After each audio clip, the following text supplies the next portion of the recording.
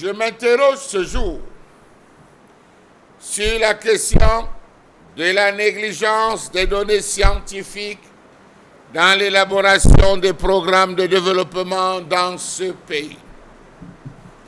À quoi sert le financement des recherches dans ce pays si les résultats des dites recherches ne seront jamais utilisés? Quelle est la nature et la perception du savoir scientifique dans ce pays? Ce savoir est-il contemplatif ou opérationnel? Ceux qui sont censés l'utiliser pour leurs actions et décisions en ont-ils une vision ou une conception quelconque? À quel niveau de processus de cette action ou de cette décision conviendrait-il d'organiser des interactions entre le savoir scientifique et l'action publique?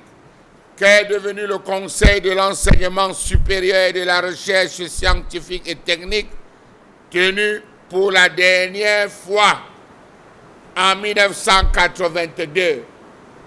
Oui, messieurs, permettez-moi de vous dire que le dernier Conseil de l'enseignement supérieur et de la recherche scientifique et technique s'est tenu pour la dernière fois en 1982, soit plusieurs années malgré la création au Cameroun de plusieurs universités d'État, de plusieurs universités privées et d'importantes écoles de formation de niveau supérieur. Au Sénégal, 3 fois, chaque fin d'année, un colloque scientifique est organisé où on rassemble tous les étudiants de différentes facultés pour faire des démonstrations. Parmi ces démonstrations, on va retenir 100 sur toutes les universités sénégalaises, 100. Parmi les 100 étudiants qui auront présenté un projet scientifique, 50 vont être intégrés et financés par la politique locale, 50 autres vont bénéficier des bourses pour aller se former à l'étranger. Au Rwanda, chaque année au Rwanda, sur 300 étudiants, et d'ailleurs il faut préciser qu'au Rwanda, on a orienté la formation dans la recherche, l'innovation scientifique.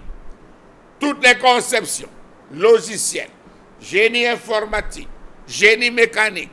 Fin d'année, il y a présentation sous la supervision du président Kagame qui veille à l'ingéniosité de ses compatriotes. Des financements à hauteur de 50% sont mis pour la création d'entreprises au Rwanda.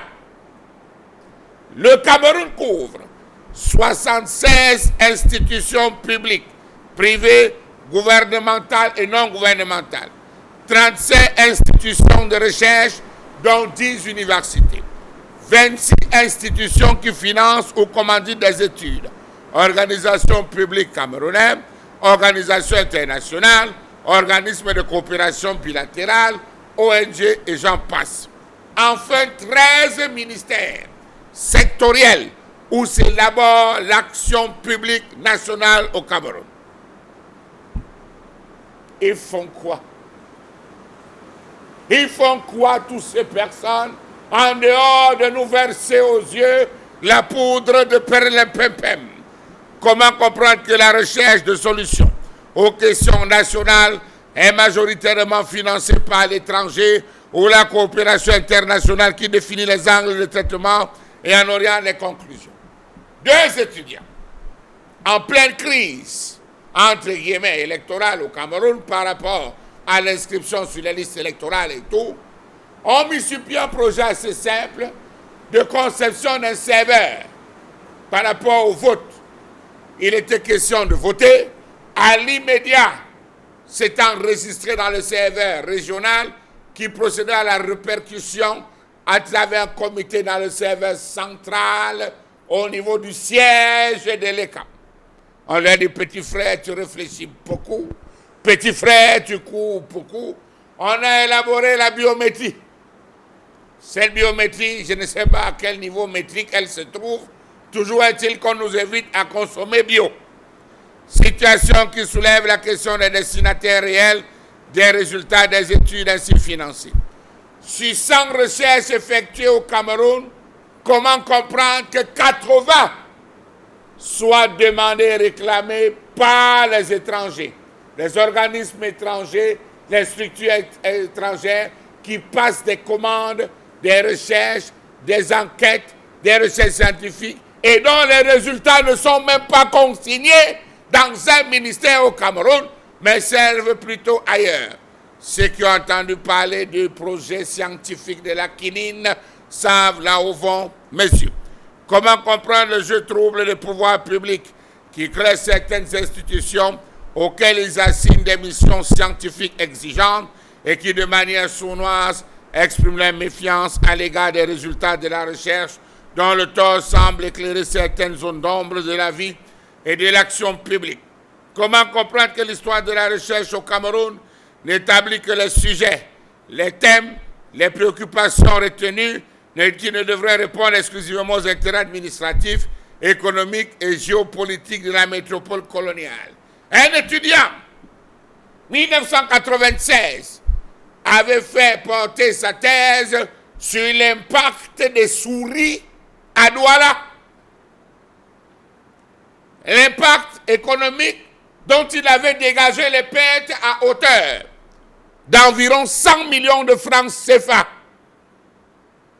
sur le plan de la santé, sur le plan du commerce, sur le plan. Il a dégagé avec une proposition. Mettre sur pied des produits pour ramener la multiplication exagérée des souris à un peu plus de 10%. Parce qu'eux aussi concourent à l'aménagement et à la régulation du biotope. On lui a dit, petit frère, tu réfléchis beaucoup. À ce jour, il est en Afrique du Sud, il se porte bien, il aide la ville de Cape Town à combattre les souris. Savez-vous que sur les 33 études les plus significatives, 9 seulement inspirées des décisions connues des chercheurs? Comment n'ont-ils pas compris que les recherches sont utiles pour des besoins de planification, d'objectivité, de clairvoyance, de participation et de gouvernance? Nous sommes dans un pays étrangement, on ne sait pas combien nous sommes. On ne sait pas combien on soigne. On ne sait pas combien on éduque. On ne sait même pas combien de professeurs on a, combien de fonctionnaires on a. Monsieur dit, moi, je suis devenu chercheur. Oui, je cherche. Vraiment. Oui, ça c'est clair.